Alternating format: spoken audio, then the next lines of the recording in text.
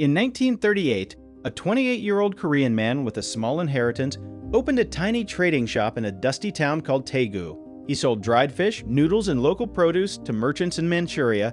He had no electronics expertise, no engineering background, no global ambition anyone took seriously. His country was occupied by Japan. His language was banned in schools. His name would have meant nothing to you. 87 years later, that same company makes 1 in every 5 smartphones on Earth, builds the memory chips inside the device you're holding, and generates revenue larger than the GDP of most countries on the planet. This is the story of how Samsung went from selling dried fish to owning the global technology stack. And it involves a founder obsessed with control, a son who went to prison, an exploding phone that nearly destroyed everything, and a uniquely Korean political weapon called the Chaebol. Most Western audiences have never heard the real version of this story. By the end of this video, you'll understand why Samsung isn't just a company. It's a country inside a country. To understand Samsung, you have to understand the man who built it. And to understand him, you have to understand the Korea he was born into. Lee Byung-chul was born in 1910, the same year Japan formally annexed the Korean peninsula. He grew up under colonial rule in a wealthy landowning family in South Gyeongsang province. His father owned rice paddies. The Lees were Confucian, traditional, and rich enough to send their youngest son to study in Tokyo.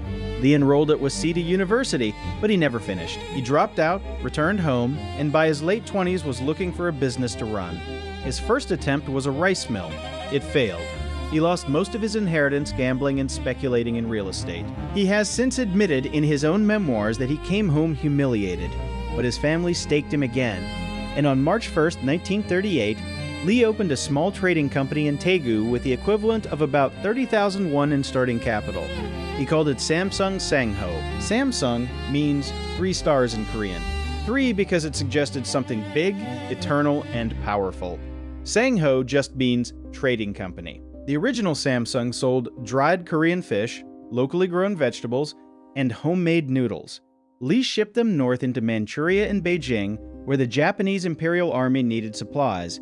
That detail matters. From day one, Samsung's profits were tied to imperial logistics. When World War II ended in 1945 and Japan was driven out of Korea, Lee survived the chaos by staying liquid, staying connected, and reading the political winds better than his competitors. Then came the Korean War. In 1950, North Korean troops crossed the 38th parallel, and Seoul fell within days. Lee's businesses were ransacked.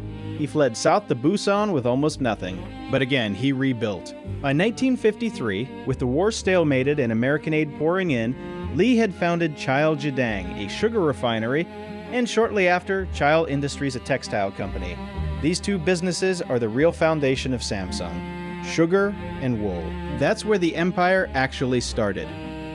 Now we have to talk about the political machine that made Samsung possible, because without it, none of what followed would have happened. After the Korean War, South Korea was one of the poorest countries on Earth. Per capita income was lower than Ghana's. The country had almost no industry, no infrastructure, and no capital. In 1961, a general named Park Chung-hee seized power in a military coup. Park was authoritarian, ruthless, and obsessed with one thing: making South Korea industrially powerful enough to never be colonized again. He needed champions. He needed Korean companies that could build steel, ships, chemicals, and electronics at global scale, and he needed them fast. So Park made a deal with a handful of family-controlled conglomerates. The government would give them cheap loans, protected markets, export subsidies, and political cover. In exchange, the families would build whatever the government told them to build, and they would deliver results.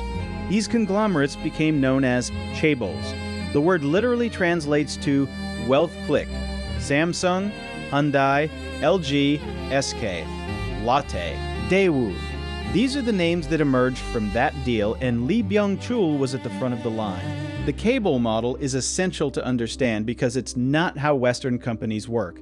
A Chaebol is a family dynasty that controls dozens, sometimes hundreds, of subsidiaries through a tangled web of cross-shareholdings. The founding family often owns less than 5% of the actual stock, but controls everything through circular ownership structures.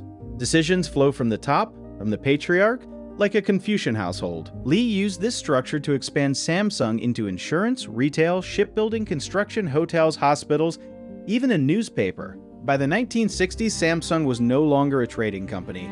It was a state within a state, and then, in 1969, Lee made the decision that changed everything. He founded Samsung Electronics. When Lee announced Samsung Electronics, his own board thought he had lost his mind. Korea had no semiconductor industry, no consumer electronics tradition. The Japanese, Sony, Panasonic, Sharp, Toshiba, owned the global market and considered Korean manufacturing a joke. Lee didn't care. He partnered with Sanyo of Japan to build black and white televisions, and Samsung's first products were licensed copies of Japanese designs assembled cheaply for the domestic Korean market. They were ugly, they were unreliable, and nobody outside Korea wanted them.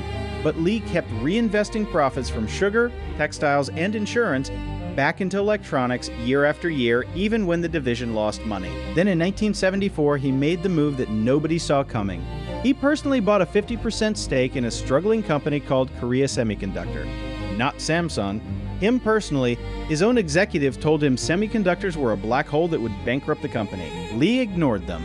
He believed memory chips would be the oil of the next century, and he wanted Samsung to drill the first wells. For the next decade, Samsung bled money on chips. By the early 1980s, Japanese giants like NEC and Toshiba dominated the DRAM market and were selling chips below cost specifically to crush new entrants. Samsung was burning cash so fast that Lee had to personally guarantee loans against his other businesses.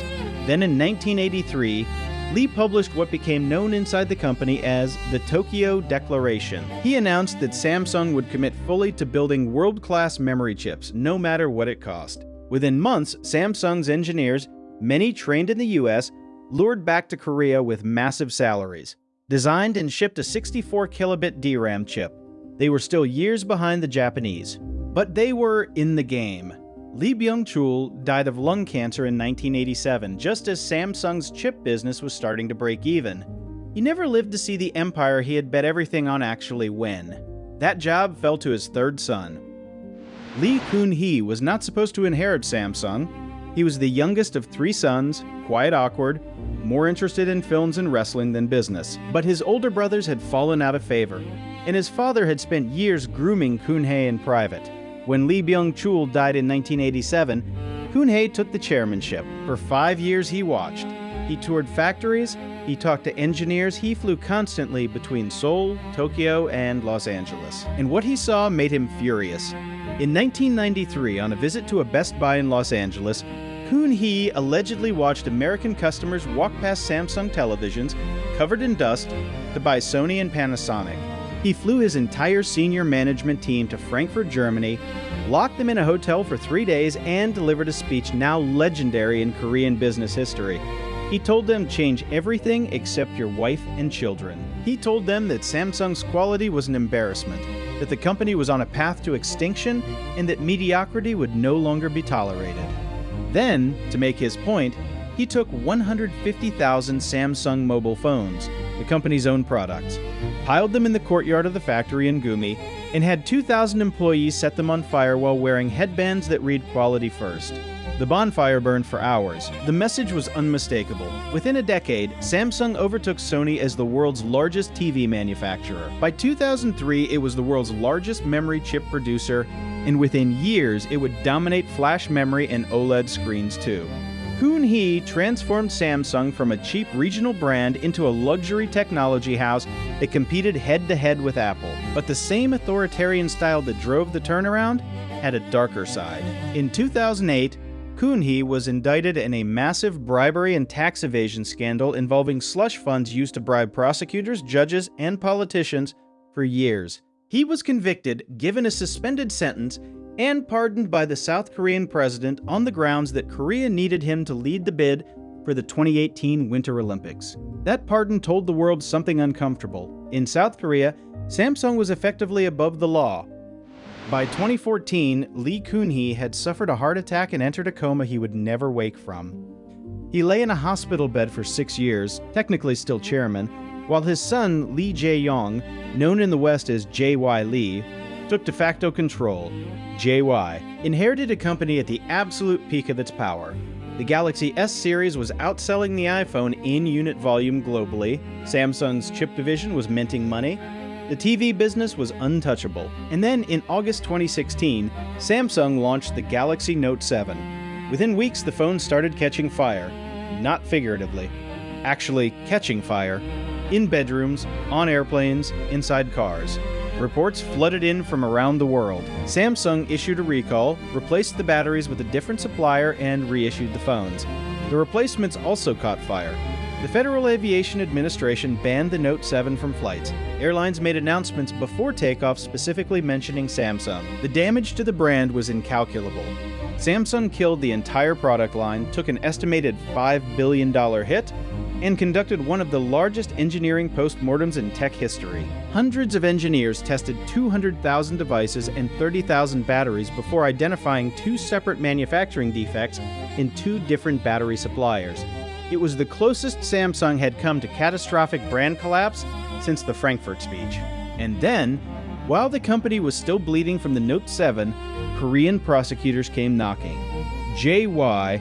Lee was arrested in 2017 on charges of bribing President Park Geun-hye, the daughter of the same Park Chung-hee who had built the Chaebol system half a century earlier, in exchange for government support of a controversial merger that would consolidate his control over Samsung. He was convicted, sentenced to 5 years in prison, released on appeal, retried, sentenced again, and ultimately pardoned in 2022 by a new president who, like before, argued that Korea needed Samsung's leader free to defend national economic interests. The pattern was identical to his father's: crime, conviction, pardon, return to power.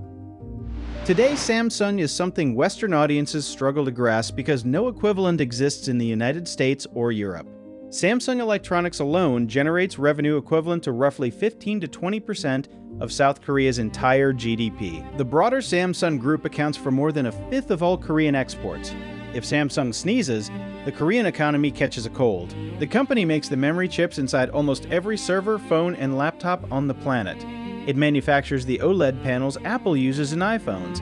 Yes, Apple's biggest competitor is also Apple's biggest supplier. It builds ships, runs hospitals, owns insurance companies, operates the largest theme park in Korea, and constructed the Burj Khalifa, the tallest building on Earth. And it is still, in 2025, run by Lee Jae-yong, a third-generation heir who has been to prison twice. The cable model that birthed Samsung is now under enormous pressure. Younger Koreans resent the family dynasties. Investors demand transparency. Activist funds like Elliott Management have repeatedly tried to crack open Samsung's tangled ownership. Foreign governments are nervous about how dependent the global tech supply chain has become on a single Korean conglomerate run by one family. And yet, Samsung keeps growing. It is investing over $200 billion to build the world's largest semiconductor cluster outside Seoul. It is building chip fabs in Texas. It is challenging TSMC for advanced node manufacturing dominance. The story that started with one man selling dried fish to Manchuria in 1938 has become the central nervous system of the global digital economy. And the most remarkable thing about it is the consistency. 3 generations of Lees. 3 generations of bet the company moments, 3 generations of legal scandals and presidential pardons, 3 generations of a single Korean family doing what Western boards, shareholders, and regulators would never allow, running a company like a kingdom, and somehow, against all odds, building something the entire world now depends on. Whether you find that admirable or terrifying probably depends on where you sit, but you cannot look at the device you're holding right now and pretend Samsung is just another company. It is the most successful family business in the history of capitalism, and the most consequential story most Western viewers have never been told. So that's the real Samsung story. Not a garage in Silicon Valley, not a hoodie-wearing dropout, a 28-year-old Korean trader selling dried fish in 1938, 3 generations of a single family willing to bet everything multiple times, a political machine that turned conglomerates into national champions, and a series of scandals that would have destroyed any company that wasn't, frankly, too big for its own country to punish. If this story changed how you see the device in your hand, hit subscribe. Boardroom Media goes deep on the founder biographies and corporate dynasties that actually run the global economy. Drop a comment with which company origin story you want next. Hyundai, TSMC, Nintendo, or something else entirely. We read every one. Thanks for watching, and we'll see you in the next one.